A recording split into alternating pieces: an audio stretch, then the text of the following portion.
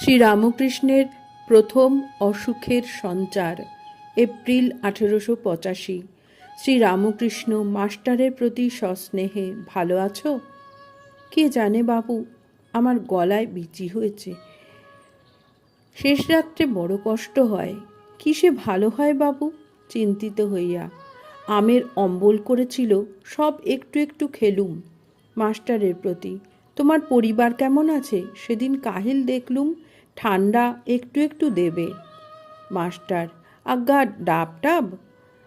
শ্রীরামকৃষ্ণ, হাঁ, মিছরির শরবত খাওয়া ভালো। মাস্টার, আমি রবিবার বাড়ি গিয়েছি। শ্রীরামকৃষ্ণ, বেশ করেছ। বাড়িতে থাকা তোমার সুবিধে, বাপটাপ সকলে আছে, তোমার সংসার তত দেখতে হবে না। কথা কহিতে কহিতে ঠাকুরের মুখ শুকাইতে লাগিল। তখন বালকের ন্যায় জিজ্ঞাসা করিতেছেন মাস্টারের প্রতি, আমার মুখ শুকুচ্ছে? সবাইয়ের কি মুখ শুকুচ্ছে? মাস্টার, যোগিনবাবু, তোমার কি মুখ শুকুচ্ছে?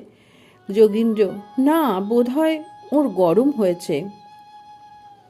এড়েদার যোগীন ঠাকুরের অন্তরঙ্গ।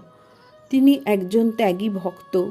ঠাকুর এলোথেলো হয়ে বসে আছেন, ভক্তেরা কেহ কেউ হাসিতেছেন। জয় ঠাকুর।